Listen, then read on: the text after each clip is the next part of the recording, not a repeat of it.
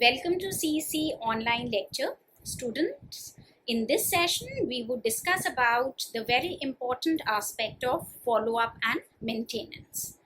Now, the customers and the prospects should get full attention of the company and the sales representatives even after the sale has come to a formal close. The purpose of the follow-up exercise primarily is to ensure that the buyer is completely satisfied with the purchase. Now, we have already discussed this in the preceding session that the follow-up exercise becomes vitally important in terms of educating the buyer in extracting maximum satisfaction from the purchase that he has made. Also, it is very important for the organization to keep on providing this follow-up and ensure that all the consumers' feedback and their concerns are duly incorporated, because this actually makes a lot of difference to the company in terms of giving them an opportunity to improve and improvise on their product offering.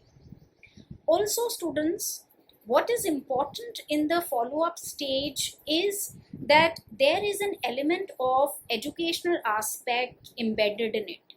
Now, at times, especially when you are dealing with a technologically complex product or a technical product, so to say, the buyer requires certain kind of a know-how as to how the product should be used and handled in a proper manner. Now, if the item needs some specific know-how or knowledge and a definite performance technique, then this becomes very much the responsibility of the sales representatives to follow that sale until he or she can ensure that the product is handled in a right manner.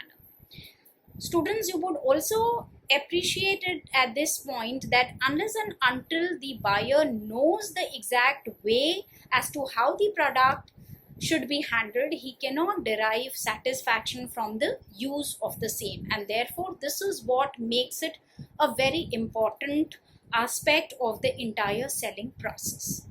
Or not only this, the unsatisfied buyers would badly hurt the other potential prospects also, because they are going to spread that negative word of mouth to the other potential people who may be considering buying the purchase of the same company's products.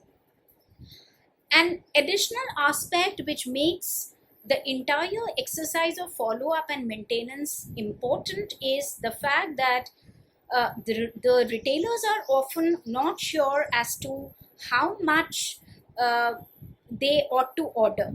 They cannot accurately forecast the demand, especially when the product is a new product or it is a new product in the product line. So the sales representatives, when following up the sale, they help the dealers to adjust the orders accordingly. So due to all these reasons that we have just cited, we can infer that follow-up and maintenance exercise is a very important part of the selling process or the entire personal selling activity. Now, if we want to give a closer look to what kind of activities are actually involved in the follow-up exercise, that is what actually constitutes follow-up, we need to understand that the follow-up exercise involves taking care of different kinds of activities. Now, students, the key to really great selling lies in delivering satisfaction and making sure that your customer is absolutely pleased with the acquisition. So the first important, we can say, activity which is involved in the follow-up stage is to ensure that immediately after obtaining the order, the representative makes an effort to reassure the buyer that he or she has made a wise decision. Now, he has to ensure that or make certain that all the questions which were posed from the prospect side, they have been duly answered, and the buyer actually understands all the details of the contract that is being entered into between the prospect and the sales representative. Another activity which is important is that if the merchandise or the product in question is to be delivered at a later date, the sales representative is usually advised either to be present at the time of the delivery or to call soon afterwards to ensure that everything is all right. Now, when you yourself are there, you can always check that the goods that are being delivered to the prospect, they match the specification of the order which he has placed, and nothing goes amiss at the time when the goods are being delivered to the prospect, and it is the smooth delivery of the prospect that can be ensured from the end of the sales representative. Another important part of the follow-up activity is to ensure that the product or the service has been delivered to the customer in good condition. The goods should not be in a damaged condition. They should be proper, they should be in good condition, and they should match the specification of the order that was being placed. Also, in some of the cases, you have to ensure as a salesman that there is a proper installation, there is a proper instruction and servicing of the goods at timely intervals, and if in case there is any problem, the efforts have to be made to handle the reasons of discontentment. In addition to any reasons of discontentment, if the customer for any reason goes ahead and files a complaint, then these complaints also should be taken up positively and they should be handled pleasantly as well as promptly. The sales representative should also develop a kind of say an account maintenance plan to ensure that the customer is not forgotten or the customer is not lost, so that after regular intervals of time you can always approach the customer and can tell him about the new product offerings or the improvisations that you have made, so that you are maintaining a regular contact with that particular prospect, thereby improving the probability and the chances that he would be purchasing many other products and would be giving a repeat business to the organization. Now, last but a very important activity of the follow-up is self-analysis. Now, what is this, students? At this stage, it is also important for the sales representatives to evaluate their own performance. Now, why this is important? So that they know how they have handled the entire selling process, and this kind of a self-evaluation or self-appraisal exercise would help them in improving the future effectiveness of their sale performance. So it is not that the follow-up exercise is only to be carried out from the perspective of the buyer, but it also has to be carried out from the perspective of the sales representative, so that the sales representative can ensure that he is on the right track and what kind of changes he need to adopt in his future strategy, so that he can procure orders for the company and keep his customers satisfied at the same time. Now, having discussed about this, students, now let us move on to the other aspect related with the follow-up exercise, which is talking about the levels of interaction. Now, when we talk about levels of interaction, there are basically 3 levels at which the follow-up exercise takes place. On one side, we talk about transactional selling. In between, we have got relational selling, and then we move on to the strategic partnership. So we can say that transactional selling is the way you start with it, and the other extreme ends with considering the entire exercise to be more of a strategic partnership, with the relationship building exercise being carried out throughout the process. Now let us discuss about these 3 levels of follow-up exercise in a greater detail. Now students, when you talk about transactional selling, the focus is generally on the discrete transactions or the discrete exchanges. That is, what is happening is you are considering transactional analysis on the lower side of the continuum.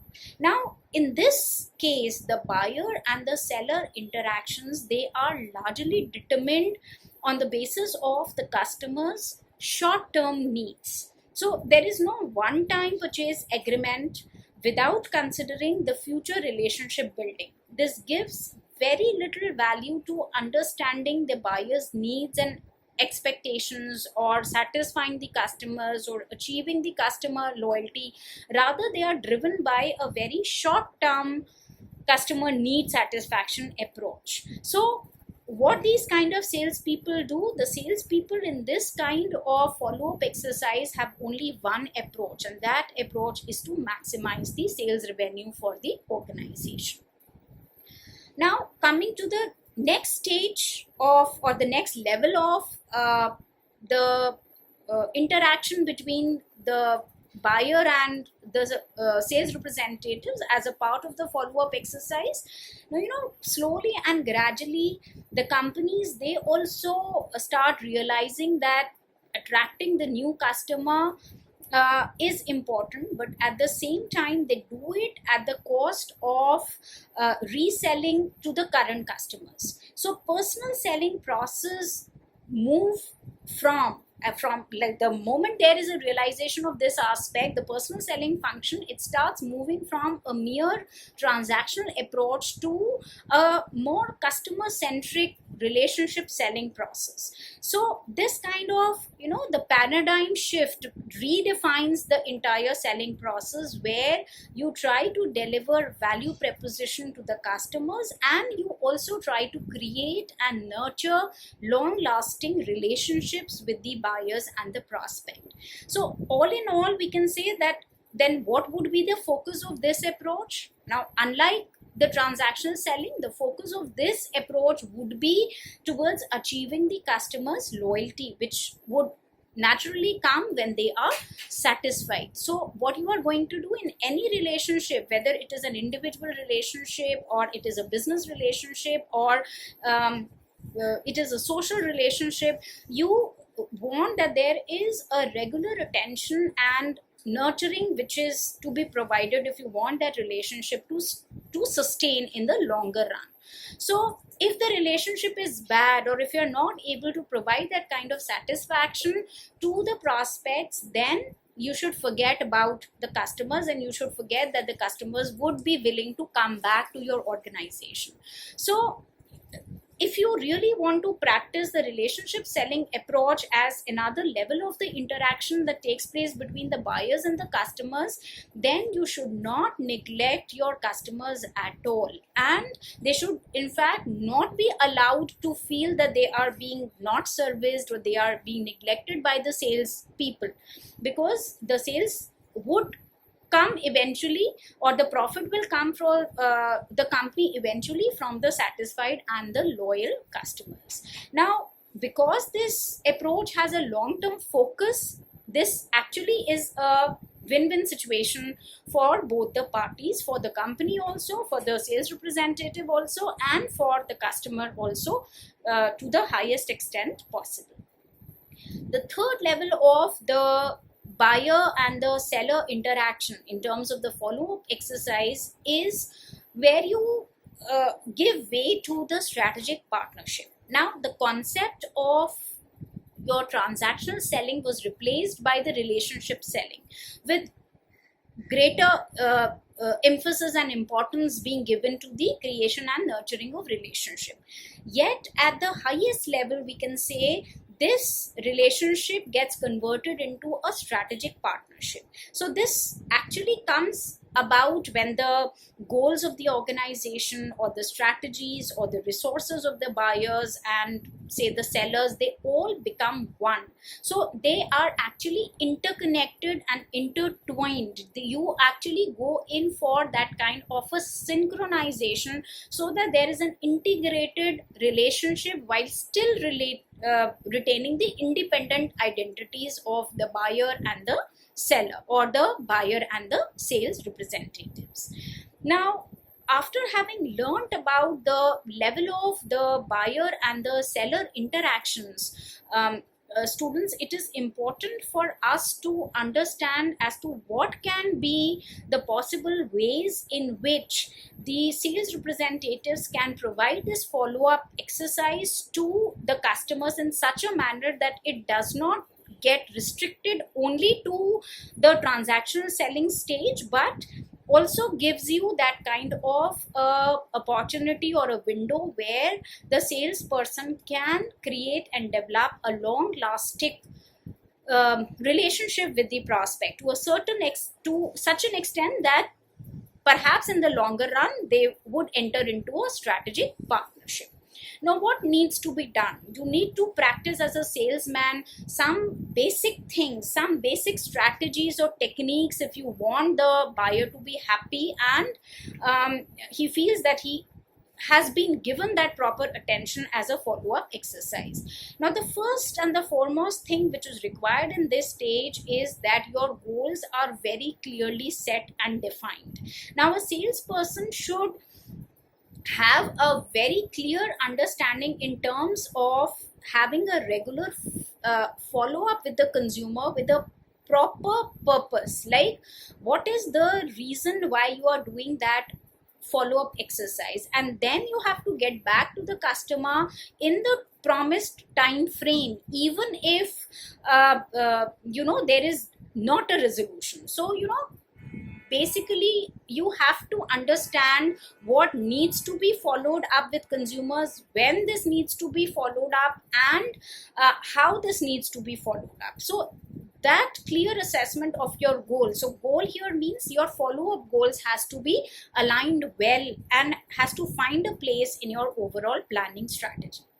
The second basic thing that a salesman can do is that you should compliment the buyer. It is essential for, in fact, every salesman to immediately acknowledge the consumer for having placed the order with the organization, and this is the least that you can do to that particular consumer. So at least a thank you note expressing your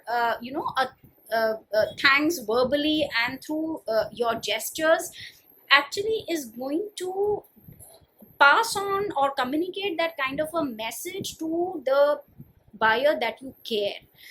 You are trying to signal to the buyer that the company is there for the buyer. So this one thank you line is actually going to build up a lot of trust and confidence of the consumer in the organization, and obviously there is no harm in practicing this.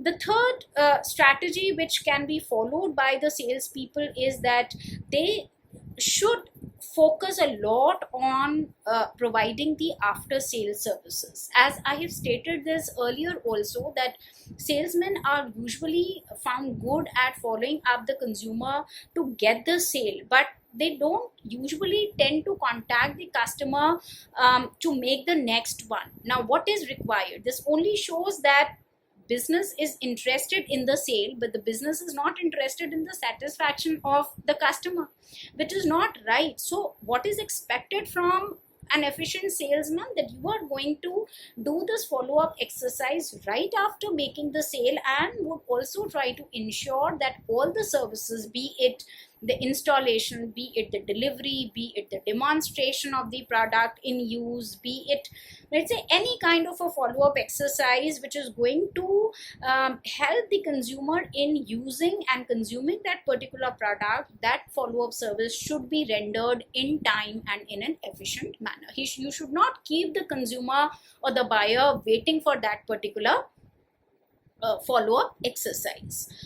The fourth thing that you can do is to adopt a preemptive approach. Now, what is a preemptive approach? At times, students, there are certain situations where the product probably finds some kind of a problem, or there are certain kind of issues with regard to the customer experience, and in those situations, the sales representative should not wait for the customer to call them. Rather, they should, at regular time intervals, should contact their customers through phone or through email to just figure out if they are facing any problem or not. So why should the salesman be waiting to receive the call from the customer if there is something wrong, or if there is some problem that he's encountering with the product? So this kind of a preemptive approach should be followed, where even before getting a call from the customer, you should be proactive in terms of calling the customer at regular intervals and checking out whether he's facing any problems or not. Now, if you keep on providing these kind of solutions in advance, or you are going to suggest that yes, you are working with a proactive approach, then not only you would be able to over a period of time would cultivate this kind of a knack to anticipate the problems of the customers well in advance, but also would be able to suggest them the solution of the same without affecting the performance of the product or without resulting into any sort of a unpleasant or dissatisfying experience with regard to the product use. Another thing that is important is that you make certain special offers, and this is something that I discussed in the session on closing the sale, that this is one of the ways in which the sales representative close the sale. They announce a special offer which has a limited validity, and you try to list out the benefits that a buyer can get by placing an order and by taking the benefit of that kind of a special offer.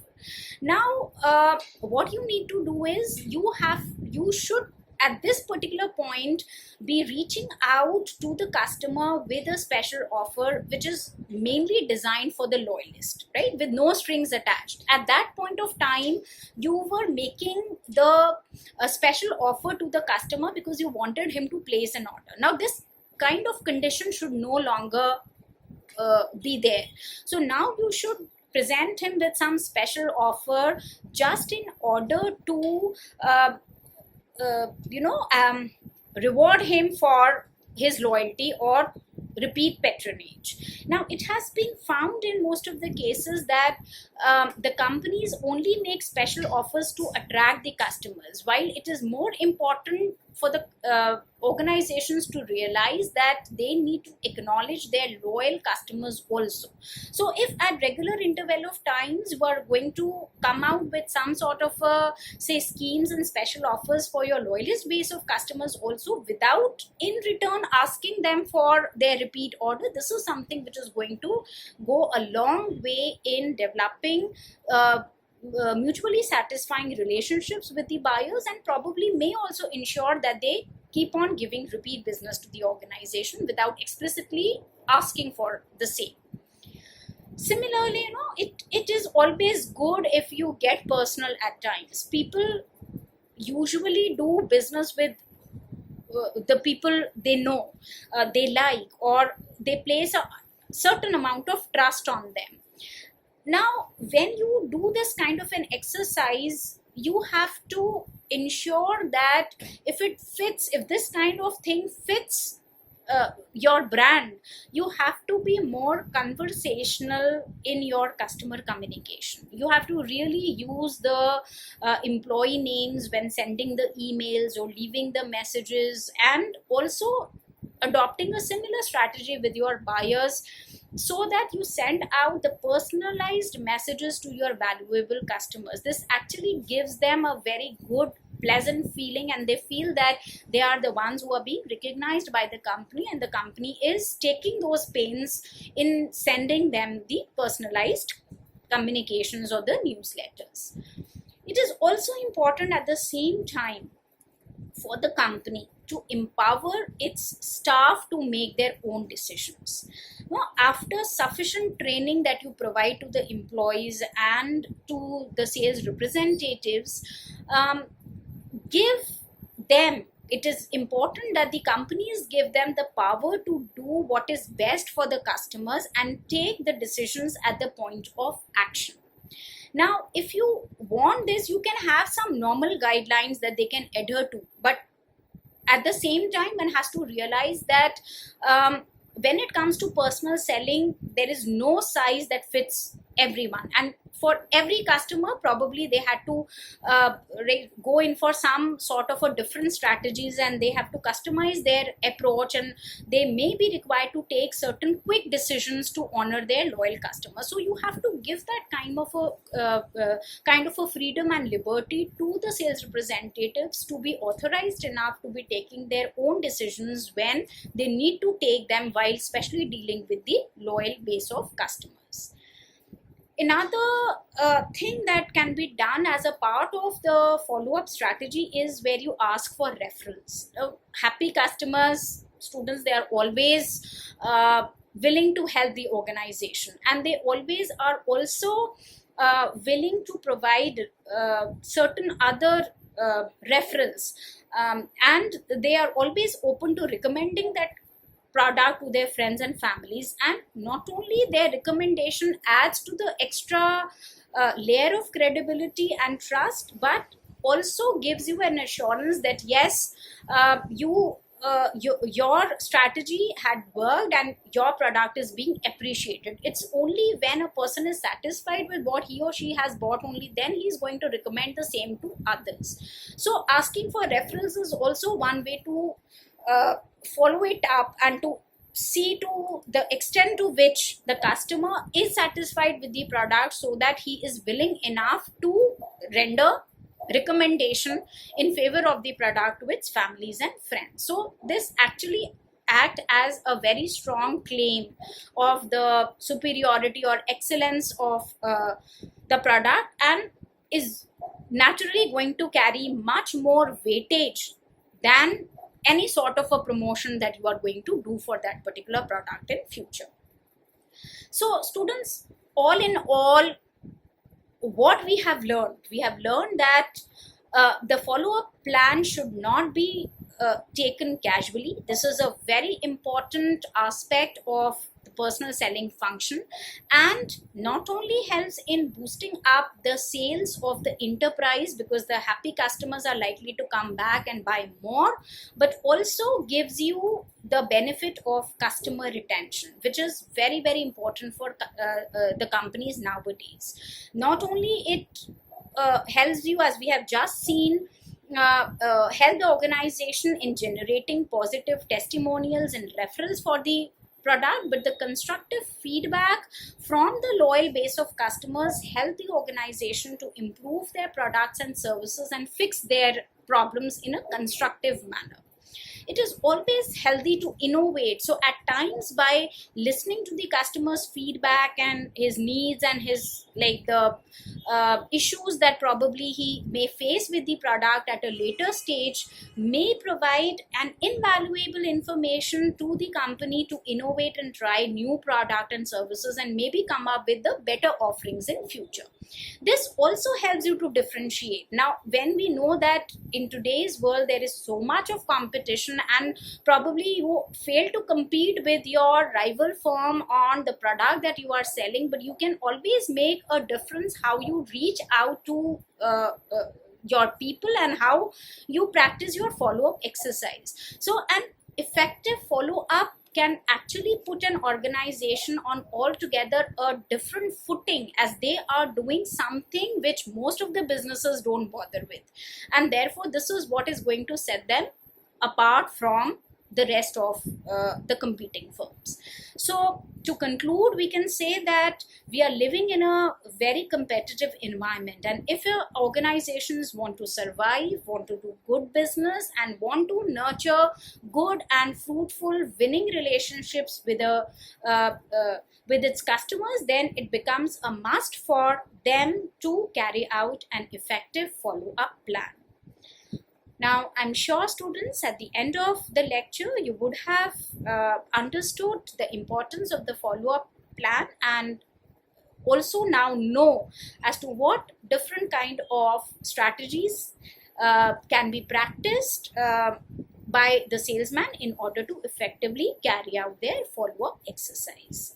Thank you so much, students, for your patient listening. That is all for today's session. We will again meet with another topic on the personal selling. Till then, thank you so much. Take very good care of yourself. Stay at home, stay protected.